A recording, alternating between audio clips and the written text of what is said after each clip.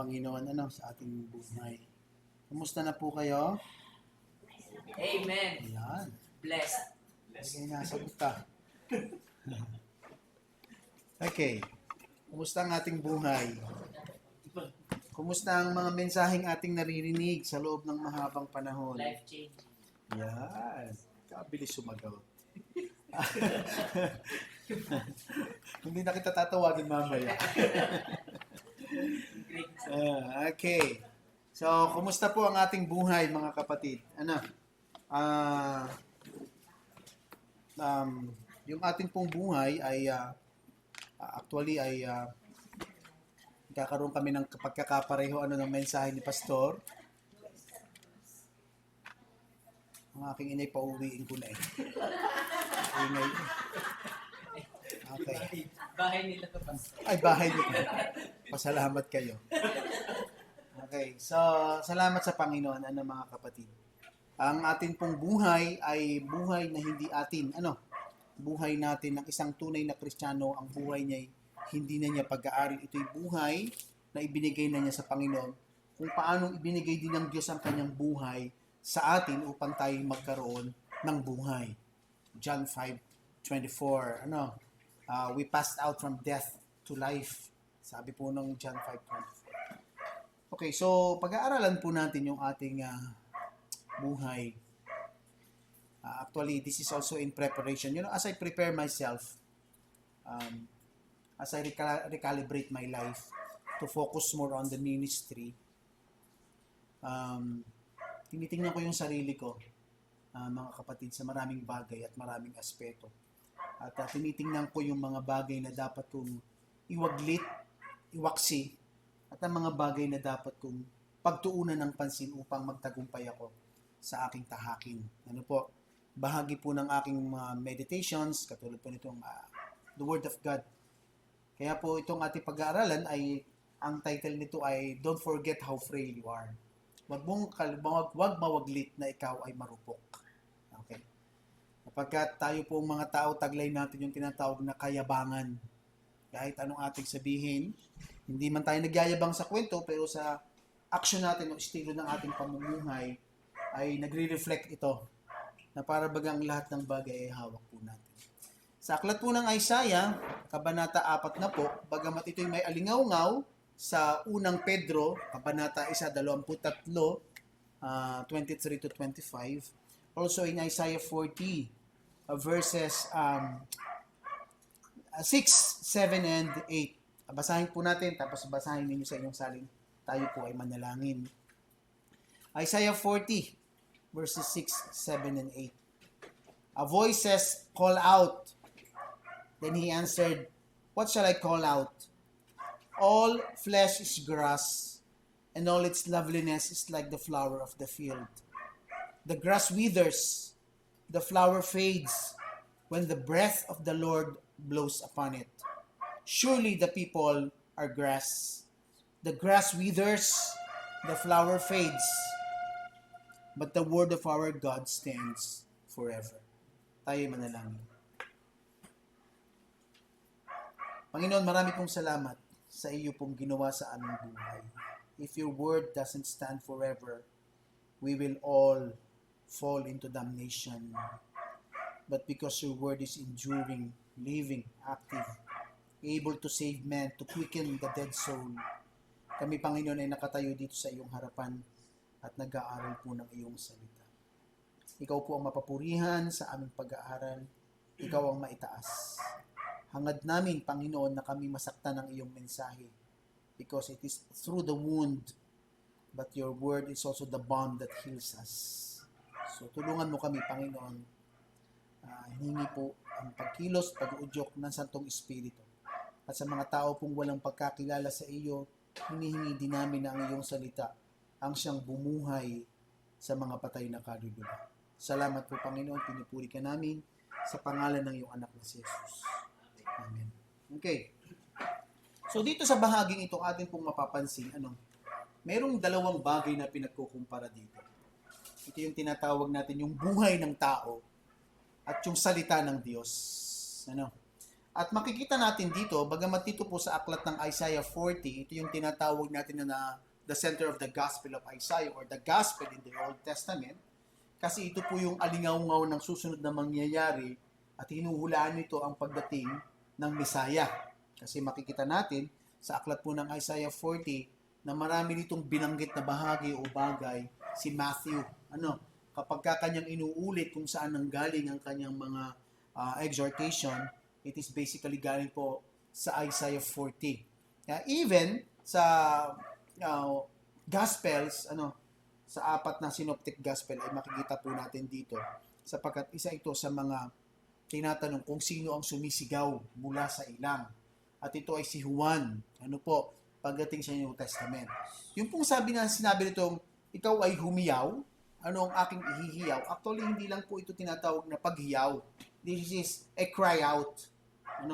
Ikaw ay, you cry out, ikaw ay, tinatawag natin, managhoy, ikaw ay manawag.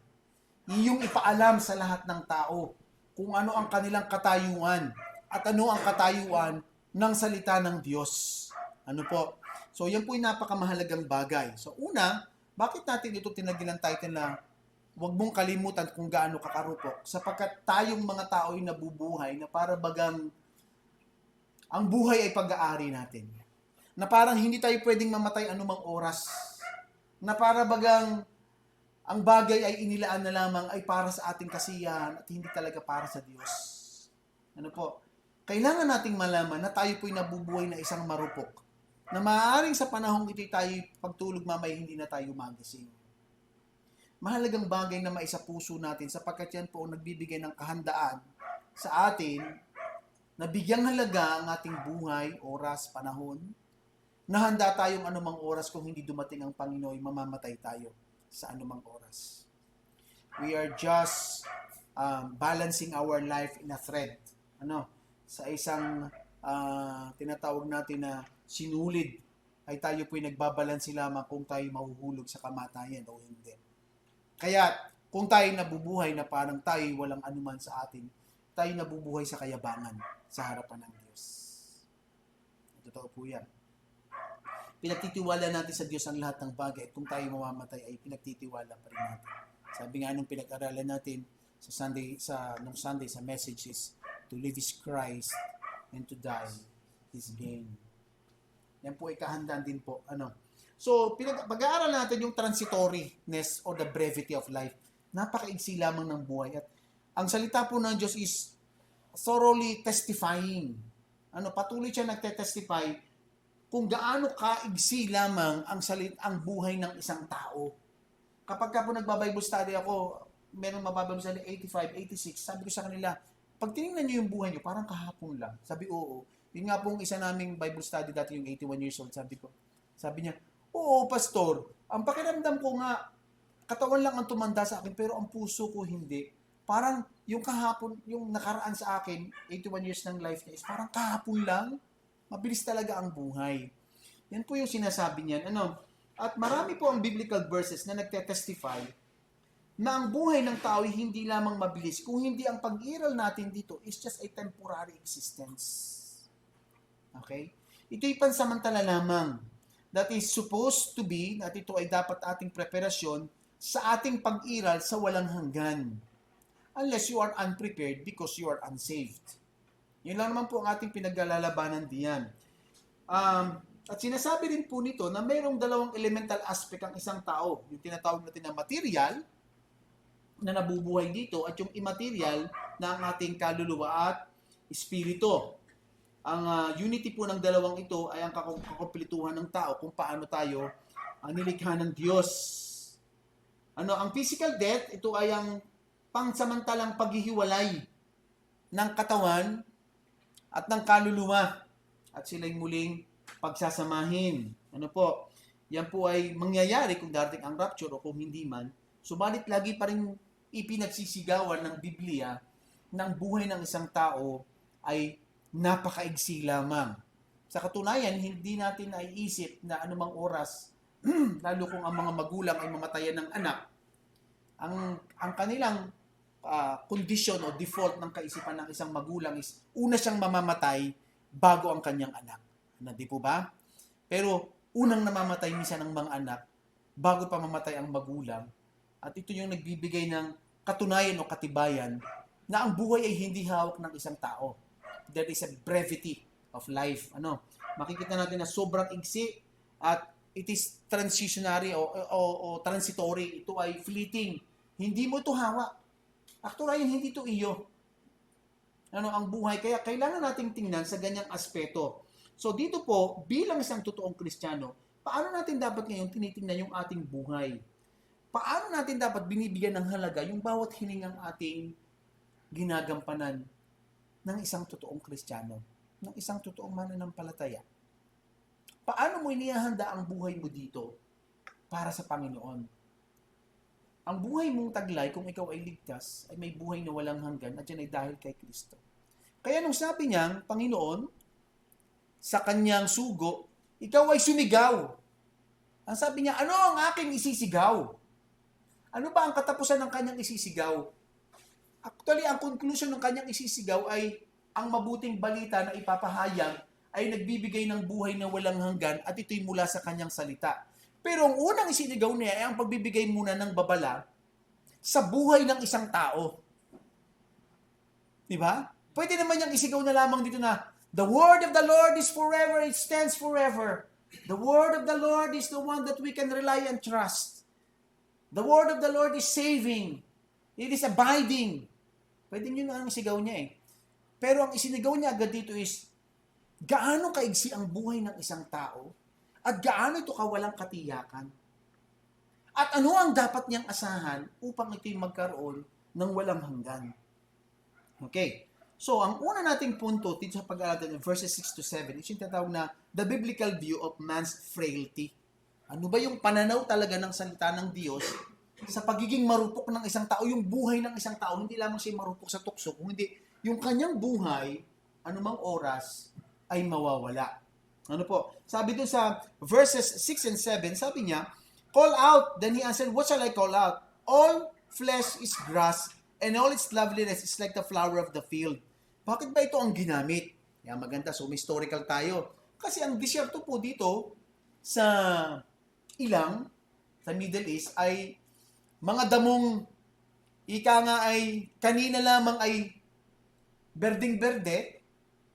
Ano po, paglipas po, pagbuga po ng hangin na mainit sa umaga, dahil sa gabi ay malamig, sa umaga, pag nawala na po ang hamog, sa katunayan, yung pang isang pinakamaganda comparison, yung buhay natin, sabi sa Aklat ng Santiago is, parang hamog.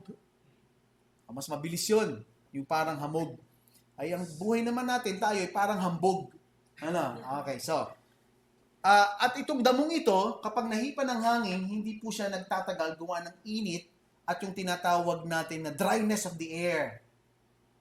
So, dahil dry ang air, at yung grass po, it contains the dew, ay siya'y agad na naiiga, kasabay po ang pagkaiga ng damo.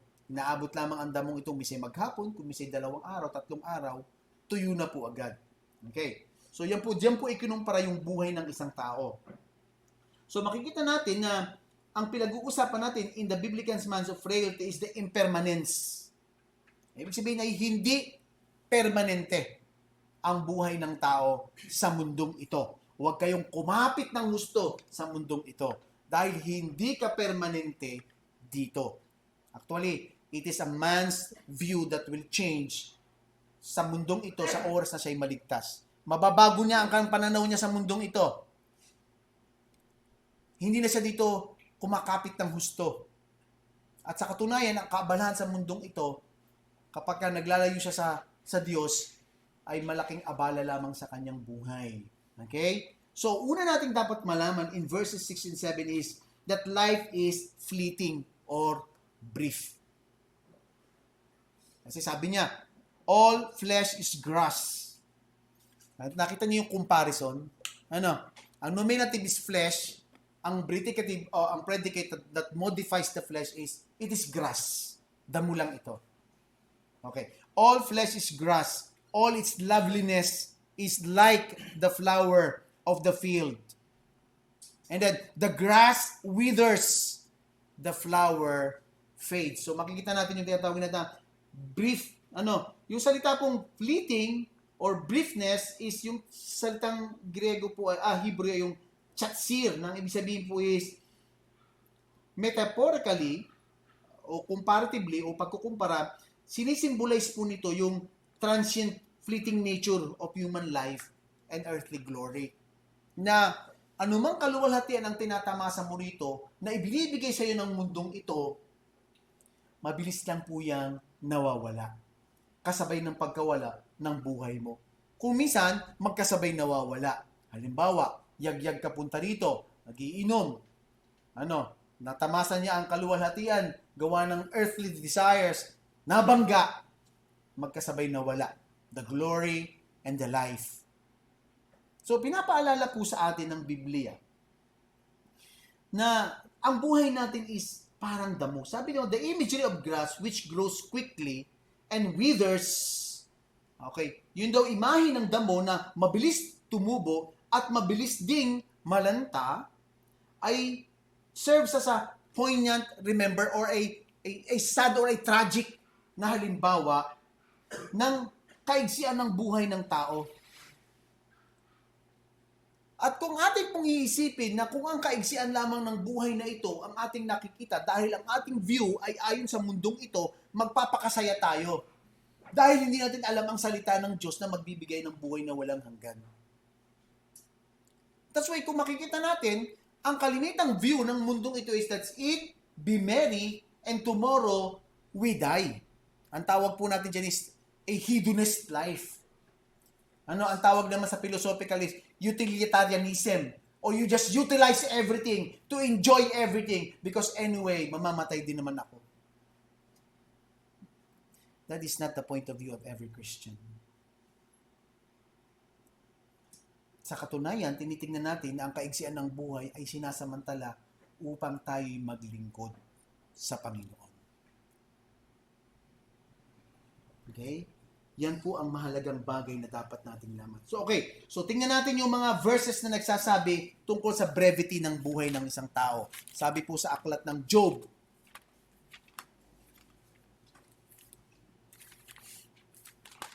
Job 14, 1-2. Man is born of a woman, is short-lived and full of turmoil. Like a flower, he comes forth and withers. He also feels like a shadow and does not remain. So nakita nyo ba? Nasabi niya, ito ay maliit lang, maigsi lang. Para siyang bulaklak na natutuyo. Sa katunayan, para din siyang anino na pag walang liwanag, mabilis na nawawala. Yun daw yung buhay ng isang tao. Psalm 39:4. Okay, bilisan natin ang pagbubuklat. Psalm 39:4. Lord, make me to know my end, and what is the extent of my days. Let me know how transient I am. Ipasok mo sa puso ko, ipaalam mo ang bilang ng aking araw, at lalo't higit ipaalam mo sa puso ko na ako ay panandalian lamang dito. Hindi ba't pagka nararamdaman natin na tayo nasa isang panganib, anong ating ginagawa? Tinitiyak natin na tayo ay kakapit sa isang bagay o sa isang tao na magbibigay ng kumpiyansa sa ating buhay. Yun po yung hinihingi niya dito. Ipaalam mo sa akin kung gaano kaigsi ang aking buhay. Tulungan mo ako. Ano po? Bakit? Sapagkat ang ninanais niya, siya'y mamuhay ng naglilingkod sa Panginoon. Psalm 78:39. 78:39. Okay, sabi po rito, thus he remembers that they were but flesh, a wind that passes and does not return. Ang ating laman ay katulad, ay napakabilis lamang, parang hangin na lumampas at hindi na muling babalik pa. Do you like to live a life full of regrets? Sayang. Sana pala. Sayang. Sayang. Nangihinayang po tayo. Sayang ang ating paglilingkod. Sayang ang buhay na ibinigay sa atin ng Panginoon. Buhay na walang hanggan. Ano po? Psalm 103:14. Yung ating kanina kay Sister Psalm 103:14-15, ano po ang sabi? For He Himself knows our frame, God. He is mindful that we are but dust. As for man, his days are like grass, as a flower of the field, so he flourishes. 16. When the wind has passed over it, it is no more, and its place acknowledges it no longer. Don't ever think na ang ating ginagawa dito sa mundong ito will perpetuate forever. You don't serve man. You don't serve anyone. And thinking, hindi wag mong paglingkuran ng mga tao at kung sino-sino at iniisip mo na dahil may nagawa kang mabuti, ito'y magpapasawalang hanggan sa balat ng lupa. Paglingkuran mo ang Diyos sapagkat ito ang walang hanggan. Lahat ng taong pinaglingkuran mo, kung ito lang ang pag-uukulan mo ng buhay, mamamatay din katulad mo. At mamamatay ka rin. Dating ang panahon sila'y mawawala na. Alam nyo, nung kami pinaglipat sa bahay ng aking asawa, they had plenty of pictures ng kanyang mga magulang at lahat ng kanilang mga ginawa. Nung nilagay namin sa boxes and nabasa ng ulan, sila'y nabura na. The memories are gone. Bagamat nasa puso at isipan pa rin ng aking mga asawa, pero nawala na. Naisip ko na ganun pala ang buhay ng tao. Kung mawawala na ang larawan na naiwan, o kung nanatili ang larawan at naiwanan na ang apos na talampakan, hindi na rin nila kilala kung sino ang mga tao ito. At kung anong mabuting kanilang ginawa para sa kanilang pamilya o tribo. Because life is temporary here and it is transitory. And the value of people change from time to time. Even the culture. Tingnan nyo sa Amerika, tinitibag nila ang mga monuments. The past monuments of great people that makes America great. Inaalis nila, winawasak nila because cancel culture sila. Iba na kami ngayon. Hindi na kami nabubuhay sa kahapon. Okay? So, ibig sabihin lamang, pag nagbago ang kultura ng tao, nagbabago ang lahat. Why would you spend your life here on earth na parang dito ka lang mabubuhay, lilipas at makakalimutan ka rin naman ng lahat? It is only God who lives forever and His Word that endures forever. Sa Kanya mo ibigay ang iyong buhay. Okay? Next is, that life is undependable and unreliable. Totoo naman ang buhay ng tao ay hindi mo maaasahan. Ang aking buhay, ang iyong buhay. I can only promise you something as long as I am capable of doing it. Sige, huwag kang mag-alala, anak. Bubuhatin kita. Ay, kung nabali ang likod ko. Kung naputol ang paa ko, can I still keep my promise? Kung namatay ako, can I still keep my promise? Alam mo, itong aking asawa, meron ako naririnig na, I heard a story dito sa Masalukot Dos na. Sobra silang nagmamahalan kasi sobrang bait ng lalaki. Nung namatay yung lalaki, dahil sobra siyang mahal ng babae, nawalan na lang ganang mabuhay yung babae. And eventually, namatay din siya. Why? Kasi ang inasahan niya sa kanyang buhay ay ang pag-ibig ng isang taong hindi rin naman mabubuhay ng walang hanggan. You can only love your wife, your husband here. Pero hindi mo siya din siya pwedeng asahan sa anumang bagay. Diba? Meron nang galing diyang kagbalete. Ang titag-tag-tag, pag uwi, nagsusuka. Oh. Diba? Hindi mo kayang asahan. Mga organismong kayang pumasok sa ating kawan, nagpapakita how brief our life, how undependable we are. And even the people around us, even the money that they have, even the glory that they have, yung mga pleasure na ibinibigay nito sa iyo, wala itong kasaysayan. Wala itong kakayanan. Ano po? Life is undependable, unreliable. Isaiah 2:22. Isaiah, Jeremiah.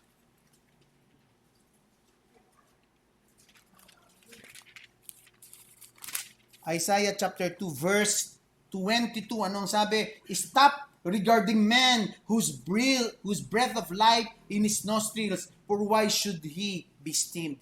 Huwag mong itaas masyado ang isang tao. Huwag mo siyang i-regard dahil siya'y mayaman, dahil siya'y galing sa kung saan-saan, dahil marami siya. Wag, bakit? Nasa hininga lang niya, dito lang, nabubuhay sa dalawang, naalala ko tuloy isang tao, butas ang kanyang ilong. Okay? Na anumang oras pwede siyang mamatay. Huwag mo siyang asahan. Huwag siya ang laman ng iyong kwento. Huwag mo siyang ipagmalaki. Pagmalaki mong Diyos ang kanyang salita.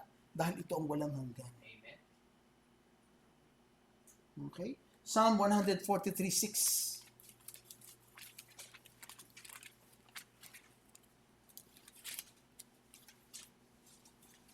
I stretch out my hands to thee. My soul longs for thee. Ay, naku, mali. Okay, Psalm 144:4. Man is like a mere breath. His days are like a passing shadow. Ang isang tao ay para lang hininga. Ang kanyang buhay ay parang anino. Nung dumating ang pandemya, ilang tao ang nag-invest na pagdating ng pandemya, nawala ng lahat. Ilang tao ang namatay na inaasahan. Maraming nagpaplano, bukas pupunta ako dito, pupunta ako dyan. Ano nangyari? Ba't di kinatuloy inatake, patay?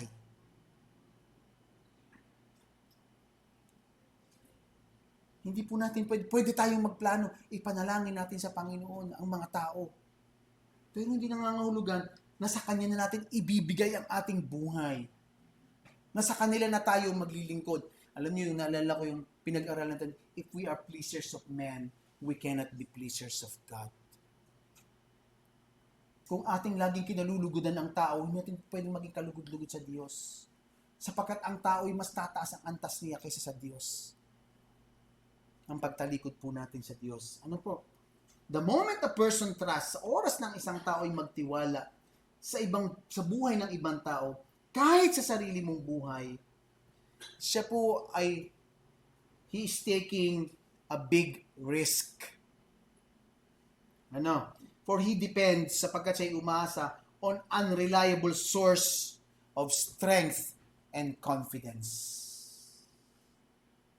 Remember, the moment we trust other people, we are ascribing that people better than God. Pag magtiwala tayo sa tao, pag sinabing, ganito ang mangyayari, ganito raw ang plano niya, ganito raw ang plano kung magiging maganda, namatay. Anong sabi ng Biblia? The moment na siya'y mamatay, his plan also perishes with him. Not only your life is transitory, but the other people. This brief life and this temporary world will not give you an eternal glory na kaya pong ikumpara. Huwag tayong magpabulag. Okay? Ihanda natin ang ating sarili. 2025 na. Kailan pa? When that person himself cannot control the circumstances around him. Kaya ang buhay is undependable and unreliable. You cannot even control. Ang mga circumstansyang nasa kapaligid sa iyo. Okay na ang plano. Itutuloy na natin. Ay nabangga. Okay na ang plano. Itutuloy na natin. Nagsarado ang bangko.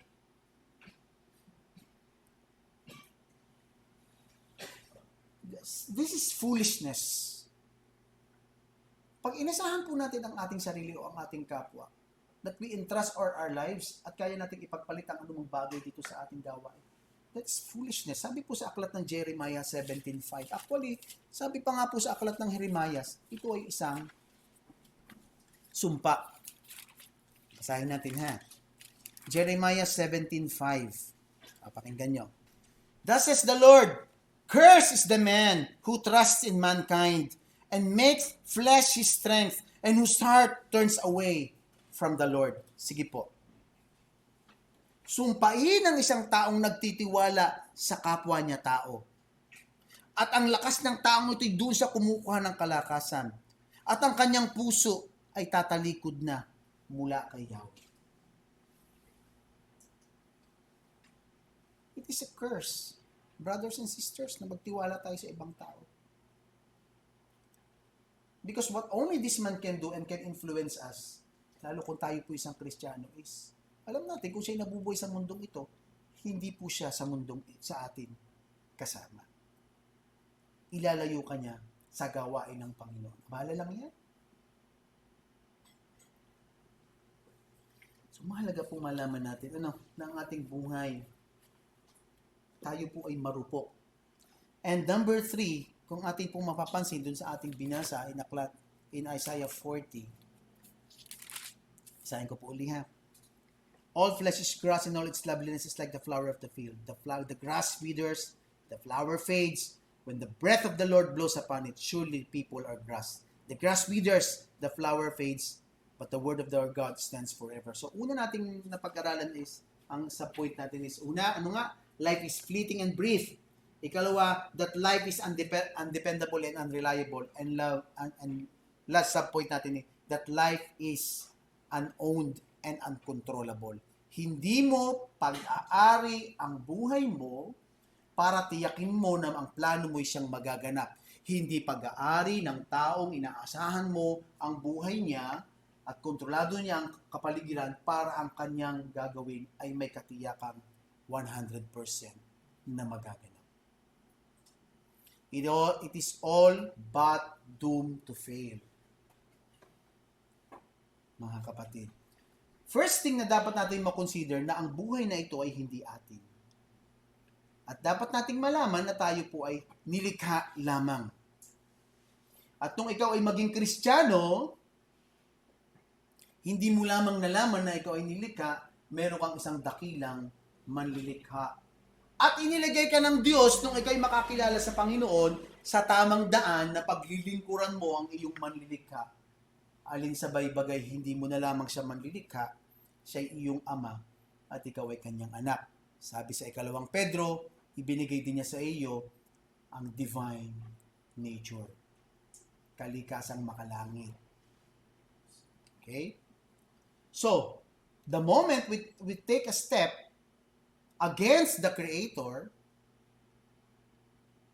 against His purpose for saving us, and life that is opposed from what He designed us. Okay, so sa oras na tayo po ay lumakad ng hindi ayon sa ating manlilikha, hindi ayon sa dahilan kung bakit tayo niligtas, at hindi ayon sa kanyang design sa atin, we are in active opposition against God, against our Savior. And we must remember na totoong tayo pinatawad ng Diyos at hindi nawawala ang kaligtasan. But it doesn't mean we are free from the product of our sins. Hindi nangangahulugan tayo ay makakaligtas sa produkto ng kasalanan ating ginawa. Ang kabayaran ng kasalanan ay kamatayan, pinagbayaran na ni Kristo, subalit ang kasalanan ay parang makina. Pag ini-start mo, hindi siya titigil hanggat hindi na ilalabas ang naging produkto nito sa buhay mo.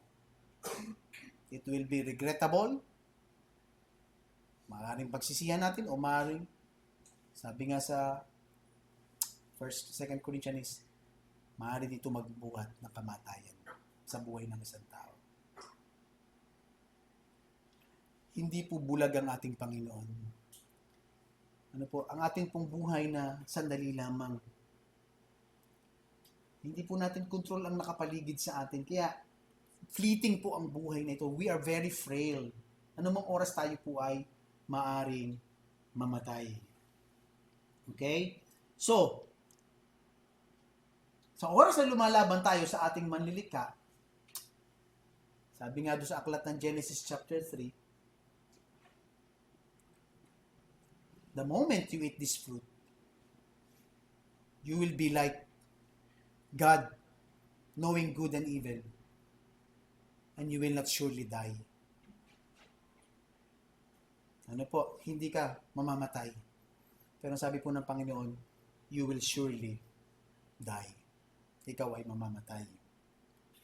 So, mga kapatid, tandaan natin na ang Diyos ang may-ari ng lahat ng bagay, kaya siya tinawag na Creator.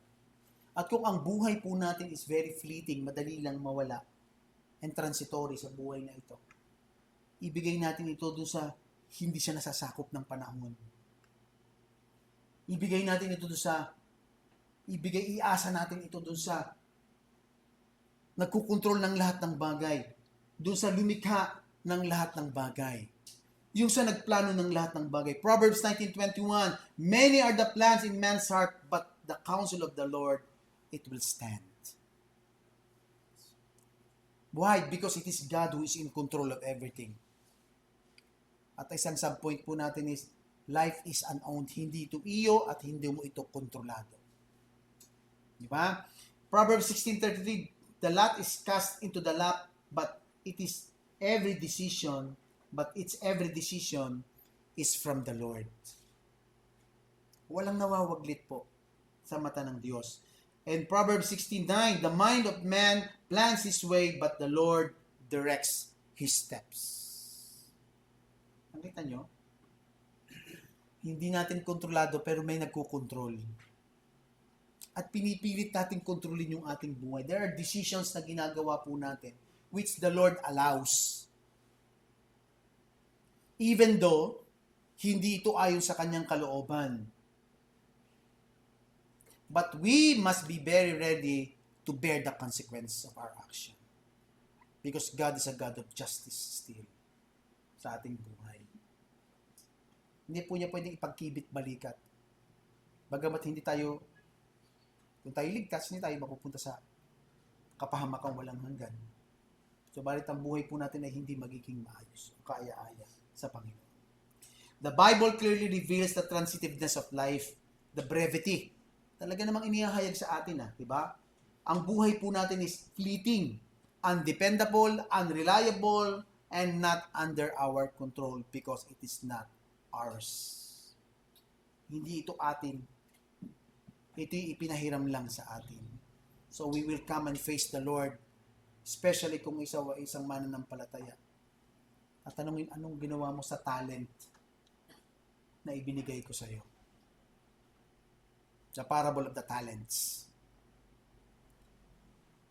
It's a part of man's life. It is impermanent and it is frail. Yan po yung dahilan kung bakit inihayag ng Diyos ang kanyang salitang walang hanggan upang dito sa buhay na itong walang kapag-apag-asa ay magkaroon ito ng walang hanggan na ibibigay sa atin ng Panginoon. So, susunod po, pag-aralan natin the biblical view of the words eternality. Ano po? Tayo manalangin. Ama namin Diyos, marami pong salamat sa iyong patuloy na pagkilos sa aming buhay. Salamat sa iyong salita. Turuan mo kami, Panginoon, ang aming buhay. Help us to always evaluate our life in accordance with your word. Turuan mo kami, Panginoon. Break the heart of stone to each one of us and make it a heart of flesh that responds unto your word, Lord. Salamat po sa iyong kabutihan at biyaya. And we also thank you, Lord, for the forbearance sa lahat ng aming mga kasalanan. Hindi mo agad kami pinapatay. Binibigyan mo kami ng pag-asa, mabuhay ayon sa iyong kalooban. Salamat, Panginoon, sa lahat ng ito. Pinupuri ka namin in Jesus' name. Amen.